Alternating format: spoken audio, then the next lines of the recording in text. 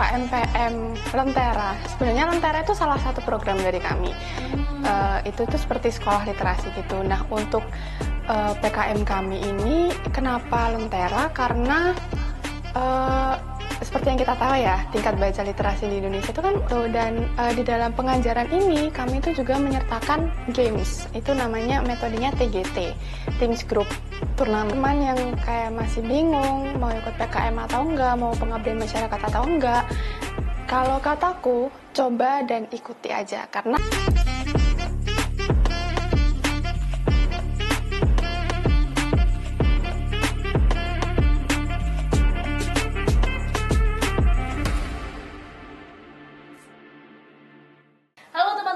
welcome back to podcast Let's Talk. Pada episode kali ini kita akan membahas salah satu karya dari mahasiswa Universitas Brawijaya dalam bentuk PKM, di mana karya ini cukup unik dan memberikan dampak sangat besar terhadap mitranya. Langsung aja kita berbincang bersama dengan narasumber kali ini, yaitu Priscilla. Halo. Halo Kak. Gimana kabarnya hari ini? Pak, kabarnya baik banget. Oke, boleh kenalan dulu, siapa sih sosok Priscilla ini, kuliahnya jurusan apa, dan role-nya apa nih di dalam tim? Oke, sebelumnya perkenalkan, nama saya Priscilla Claudia. Saya dari jurusan akuntansi angkatan 2023 dan di tim ini saya bertugas sebagai manajer penulisan, di mana tugasnya itu adalah sebagai bagian administrasi begitu, seperti revisi laporan, kemudian notulensi waktu bimbingan, dan juga seperti penyusunan buku pedoman bagi mitra gitu. Wow, berarti orangnya ini telaten dan teliti ya, orang Priscilla ini, I see. Nah, boleh di-spill juga nih ke pemirsa. Jadi PKM-nya ini adalah PKMPM dengan judul Lentera. Itu apa sih sebenarnya? Jadi PKMPM Lentera, sebenarnya Lentera itu salah satu program dari kami. Itu tuh seperti sekolah literasi gitu. Nah, untuk PKM kami ini kenapa Lentera? Karena seperti yang kita tahu ya, tingkat baca literasi di Indonesia itu kan rendah. Dan seperti di sekitar saya juga kayak teman-teman itu literasinya sangat kurang gitu. Dan mereka terkadang kayak membaca suatu informasi itu kayak ditanyakan lagi, ini sebenarnya apa sih informasinya yang ada di dalam sini gitu. Jadi kami memilih literasi Lentera ini karena kami berpikir bahwa literasi yang ditanamkan sejak dini itu bisa bermanfaat untuk nanti kedepannya generasi ini, karena judul pengabdian kami sendiri itu adalah untuk memajukan Indonesia Emas 2045. Jadi tujuan kami adalah untuk membentuk literasi itu demi membimbing anak-anak ini bisa menjadi generasi emas gitu. I see. Emang kita ngejar 2045 tuh kayak nggak kerasa ya sebentar lagi, dan adik-adik yang masih kecil SD, SMP ini akan memimpin Indonesia someday nanti. Keren sih. Semangatnya teman-teman. Dan tentu Priscilla nggak sendiri nih. Ada berapa orang sih di balik PKM keren ini dan role mereka apa aja? Oke, untuk anggota kami ada 5. Yang pertama itu ada ketua kami namanya Erlin, dan untuk role-nya itu sebagai ketua dia yang mengkoordinir tim, kemudian dia yang membagikan job desk kami, dan juga dia yang menghubungi mitra waktu pertama kali. Kemudian yang kedua itu ada Kak Sekar sebagai manajer keuangan dan dia ini tugasnya untuk mencatat semua pemasukan dan pengeluaran dari tim kami, kemudian merancangkan RAB untuk pengabdian dan juga membuat laporan keuangan di akhir pengabdian. Kemudian yang ketiga itu ada Pratista, dia itu sebagai manajer publikasi, di mana tugasnya untuk mendokumentasikan setiap kegiatan pengabdian kami, kemudian dipublikasikan di media sosial. Kemudian yang keempat itu ada Dehan Yuska, dia tugasnya sebagai manajer desain, di mana dia mendesain semua feeds Instagram, baik dan juga kayak video-video rekap itu yang mendesain tuh si Dehan ini. Begitu. Ini semuanya dalam satu fakultas yang sama atau ketemunya karena temen nongki atau apa, gimana nih ceritanya bisa akhirnya jadi tim? Kami kebetulan satu fakultas yang sama, satu jurusan yang sama juga dalam satu tim. Dan kami ketemu waktu semester pertama, karena semester pertama itu di FEB diwajibkan untuk ikut Dekan Cup itu, yang PKM. Jadi kami awalnya cuma 4 orang tanpa Kak Sekar. Kemudian kami ikut lagi untuk LP sekolah PKM, dan itu butuh ada angkatan dari atas. Jadi kami mencari orang baru, ya ketemu Kak Sekar. Berarti awalnya karena diwajibkan, tapi Iya. akhirnya keterusan gitu Iya, ya. betul, kebetulan lulus gitu. Dan sampai ada pendanaan gitu Iya. ya. Nah, akhirnya teman-teman memilih mitranya adalah sebuah SD di Jombok Ngantang yang jauh gitu ya dari UB kalau dihitung. Kenapa kok memilih di sana? Apakah memang di sana benar-benar urgent nih kebutuhannya untuk diberikan pengertian tentang literasi dan dibantu lah di sana? Kenapa memilih itu? Sebenarnya salah satu anggota kami yang Erlin itu, ketua kami, dulu dia asal dari Nganjuk. Jadi untuk ke Ngantang itu kan dekat. Dan dia itu pernah ada program dari sekolah seperti ekstrakurikuler gabungan, dan itu waktu itu mereka seperti program pengabdian tapi SMA dan menuju ke SDN Jombok ini. Dan waktu ke sana dia itu mengajarkan hal-hal kayak berkaitan dengan teater begitu, karena ekstrakurikulernya dia teater, dan itu materi yang diajarkan itu seperti drama, dongeng, gitu-gitu. Jadi waktu anak-anak ini kayak dikasih naskah, kemudian dikasih alur ceritanya, itu banyak yang nggak paham dan cuman kayak bolak-balik kertas itu aja. Terus kayak ditanya, paham nggak gitu? Enggak Kak, sampai mereka ngulang sampai 5-6 kali buat baca. Jadi dari situ teman saya itu kayak, oh ini kayaknya literasinya rendah banget gitu. Dan waktu ditanya juga ke guru-gurunya, ternyata itu nggak ada perpustakaan di sana. Jadi untuk aksesnya anak-anak ini mau baca buku, baik itu fiksi maupun buku pelajaran, itu nggak ada akses sama sekali gitu. I see. Jadi dari pengalaman sebelumnya akhirnya tahu, oh ini memang SD-nya butuh bantuan dari teman-teman. Iya, Nah, betul. tapi challenge-nya berat sekali gitu ya, membuat mereka yang minim literasi, terus setidaknya dengan kehadiran teman-teman bisa ada perubahan. Nah, gebrakan apa sih yang teman-teman bawa ke SD tersebut? Untuk gebrakan, kebetulan program kami itu ada 2 program. Yang pertama itu mini library, yang dimana kami menyediakan perpustakaan, karena sebelumnya di sana kan belum ada perpustakaan. Kemudian waktu kami wawancara juga ke anak-anak ini, mereka itu ternyata suka buku fiksi. Jadi mereka tertarik untuk baca itu lebih ke buku fiksi. Jadi kami juga menggalang dana untuk buku fiksi dan juga sumbangan-sumbangan dari beberapa pihak, dan kami sumbangkan sebanyak sekitar 100 buku lah di sana untuk mengisi mini library itu. Kemudian kami juga itu buat game literasi, yang dimana kayak kami buat board game dan card game itu yang isinya seperti Truth Order atau Quest of Order, yang isinya itu tentang literasi. Jadi kami membuat game ini dengan harapan gitu ya, bisa menarik minatnya anak-anak ini terhadap literasi. Kemudian kami juga membuat pop-up book yang kebetulan nggak bisa kami bawa saat ini karena sudah ada di Mitra. Dan itu tuh pop-up booknya berisi cerita fabel gitu, yang memiliki amanat sehari-hari begitu. Kemudian untuk yang program kedua, kami itu ada sekolah literasi. Dan di dalam sekolah literasi ini kami mengajarkan 4 bidang. Itu ada puisi, drama, mendongeng, juga cerpen. Dan di dalam program-program ini kami itu menyampaikan tentang tips bagaimana memahami isi bacaan. Kemudian nanti dari memahami isi bacaan ini, kami itu outputnya adalah mereka menampilkan drama, puisi, dan juga dongeng gitu. Dan di dalam pengajaran ini kami itu juga menyertakan games. Itu namanya metodenya TGT, Teams Group Turnamen gitu. Jadi dari game ini kami itu juga kayak mengambil keaktifan mereka, terus mengaktifkan jiwa kompetitifnya anak-anak ini. Jadi mereka dari yang sebelumnya kayak males gitu ikut kelas, sejak ada game-gamenya ini, mereka itu di kelas jadi aktif, kemudian percaya diri banget pokoknya kalau jawab gitu. I see. Mungkin mereka merasa menemukan hal baru yang tidak biasanya disampaikan guru-guru di sekolah ya.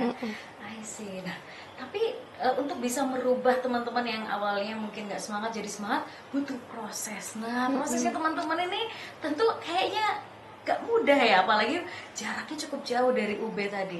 Berapa kali ke sana, kemudian step by stepnya gimana? Coba sih ceritain. Untuk berapa kalinya ke sana, pengabdian kami kan 2 bulan. Nah, setiap 2 bulan itu kami mengambil weekend, hari Minggu, di mana yang semuanya bisa. Kami melakukan pengabdian ke sana sekitar 8 kali. Selama 2 bulan itu? Iya, selama 2 bulan itu. Dan di setiap minggunya itu, minggu pertama kami mengajarkan seperti dasar-dasarnya pementasan.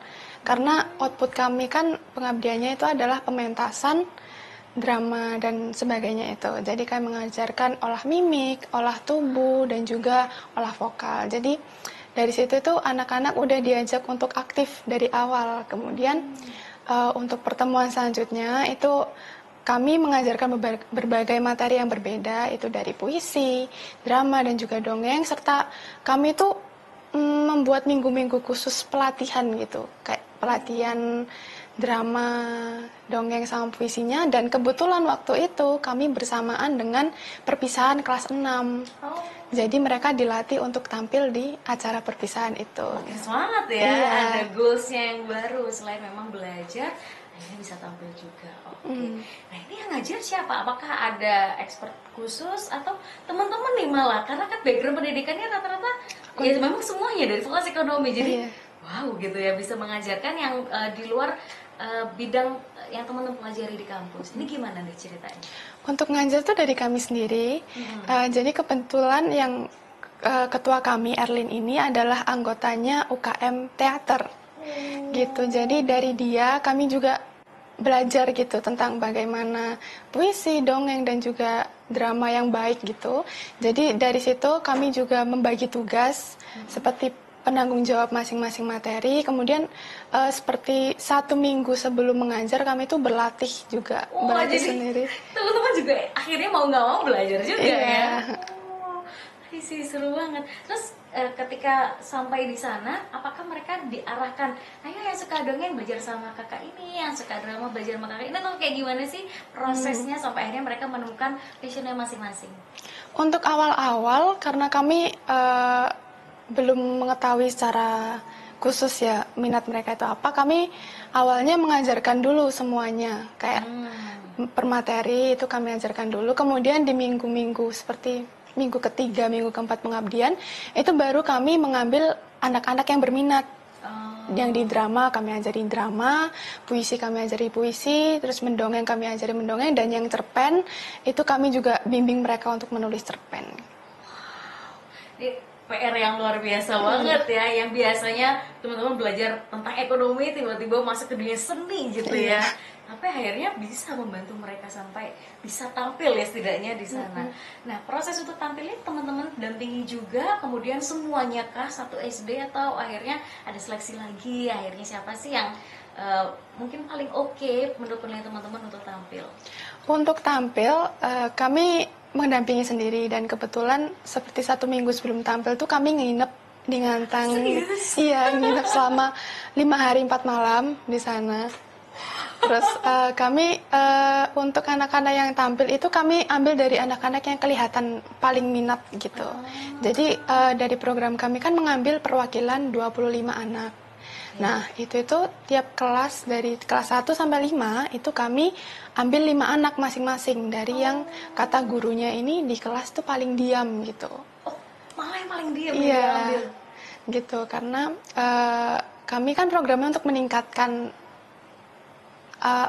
literasi mereka, terus meningkatkan semangat mereka juga gitu. Nah, dari 25 anak itu untuk yang mendongeng itu kami pilih 1 anak. Kemudian untuk yang puisi itu ada 2. Kemudian yang drama itu ada 10 anak gitu. Luar biasa. Kemudian pilihan dari masing-masing, misalnya dramanya tentang apa segala macam, apakah dipilih oleh teman-teman dari SD tersebut atau teman-teman sudah memilihkan ini nih yang perlu dipelajari untuk penampilan? Untuk pemilihan itu dari kami. Kemudian kami ajarkan ke mereka, kayak kami lihatkan video dan juga kayak tips-tipsnya juga kami berikan ke mereka. Jadi kami yang ngajarin juga gitu. Ini aku jadi penasaran, apakah semua mulus atau ada challenge baru gitu ya yang ditemui saat akhirnya mengajarkan secara spesifik, ayo kalian mau tampil sampai kalian juga nginep gitu kan? Apa sih hal-hal suka duka yang ditemui lah? Kalau suka dukanya, challenge-nya pasti dari anak-anaknya sendiri, karena mereka di awal-awal tuh malu-malu, terus susah buat ngajaknya. Kayak kami untuk memilih anak-anak yang drama itu sedikit sulit, karena seperti mereka, nggak mau kak, nggak asik gitu. Dan setelah kami pilih secara random, kami latih begitu, yang awal-awalnya kayak nggak mau kak, malu, aku nggak berani, gini-gini, mereka itu jadi semangat. Dan bahkan mereka bilang, kak nanti kita tampil nggak di Malang juga gitu, karena mereka mengira kami akan ajak mereka ke sini gitu. Jadi mereka semangat banget buat tampil gitu. Dan untuk yang lainnya seperti yang kemarin mendongeng, itu dari anaknya sendiri sempat kayak demot gitu dan bilang kayak, nggak mau kak, aku takut di depan banyak orang, karena dulu aku pernah lomba nggak menang gitu. Dan dari situ kami latih lagi, dan akhirnya anaknya jadi percaya diri, dan waktu tampil itu keren banget gitu. Dan sama guru-guru sampai dipuji juga. Wah, alhamdulillah ya, memberikan sesuatu yang signifikan gitu ya, yang nggak ada di balik kursi belajar ya. Ini sesuatu yang kalian bawa hal baru buat mereka. I see. Oke. Kemudian kira-kira setelah selesai penampilan itu ada next step-nya kah? Apakah teman-teman akhirnya memberikan kayak buku sakti untuk guru-gurunya melanjutkan program teman-teman atau gimana nih? Untuk kelanjutannya, kami memberikan buku pedoman.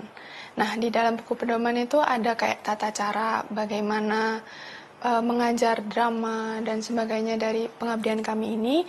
Dan juga ada info-info lomba, kayak kami kasihkan link gitu di dalam buku pedomannya tentang info-info lomba, kemudian konten-konten edukasi tentang literasi begitu.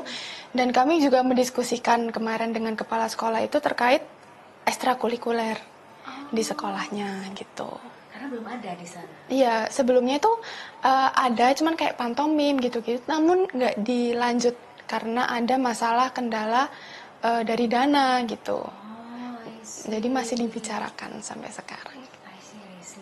Nah, aku jadi penasaran, apakah ketika teman-teman menawarkan program ini pertama kali dari pihak sekolahnya tuh welcome kah, atau masih ada keraguan awal-awal, begitu pula dengan anak-anaknya, gimana kondisi saat itu?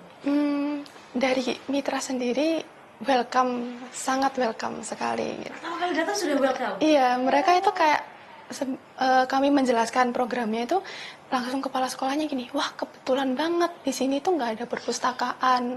Terus dari 100 anak yang dulu itu pernah kayak disuruh baca buku gitu, dari 100 anak itu yang baca buku cuman 40 anak gitu perbandingannya. Jadi kepala sekolahnya kayak, oh oke mbak, saya setuju sama programnya gitu. Langsung di pertemuan pertama. Dan sangat mendukung banget gitu, guru-gurunya juga kayak, oh iya mbak, setuju gitu. Bahkan komite sekolah pun kayak mereka mendukung pembangunan mini library kami gitu. Oh, teman-teman membangun? Iya. Dari membuat dari awal? Iya, buat pojok baca gitu. Wah, ini bukan hanya pikiran dan tenaga ya, duit juga gitu ya, berarti untuk betul-betul diberikan ke semua, ke SD dari SDN Jombok. Wah, oke. Ketika sudah ada tuh mini library gitu ya, yang dulunya nggak ada sekarang ada, kira-kira apa tuh perbedaannya dari siswa yang kalian amati? Perbedaannya, kami beberapa kali diberi laporan dari kepala sekolahnya. Itu tuh kata kepala sekolahnya, pagi-pagi tuh sebelum masuk kelas udah ada anak-anak yang ke mini library, entah itu buat baca buku ataupun kayak main gamenya itu. Dan kepala sekolahnya sendiri juga kaget kok, wah ini kok jadi meningkat banget gitu inisiatif mereka buat baca gitu. Ikut merinding loh dengan bisa merubah perilaku gitu kan, dan ini positif sekali apalagi dalam dunia belajar anak-anak gitu ya. Ini makin bikin semangat yang lain-lain, siapa tahu ada si lain, ayo dong datengin kita juga, jangan-jangan gitu.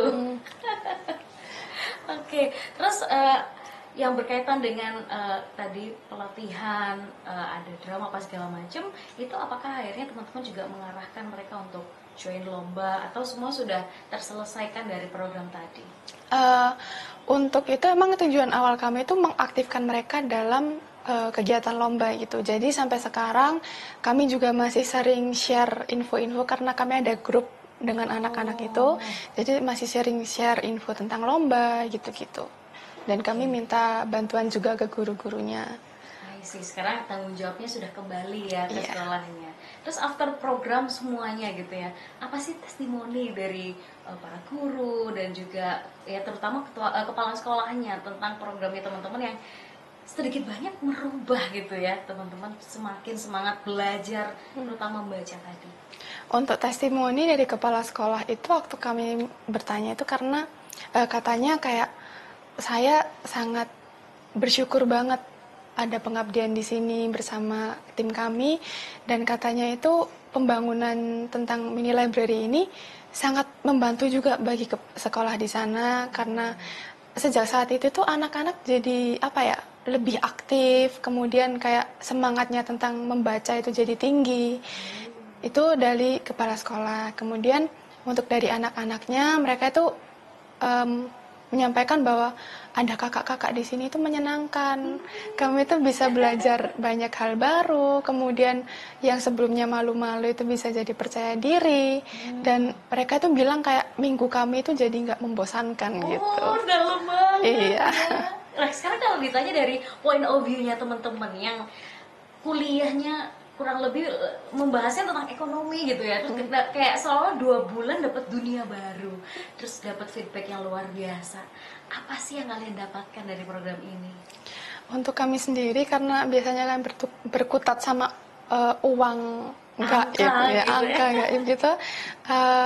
Pengabdian ini tuh jadi pembelajaran bagi kami bahwa apa ya, mengabdi dan memberikan ilmu ke orang lain itu ternyata menyenangkan gitu. Karena selain kita memberikan ilmu, kita juga belajar hal baru.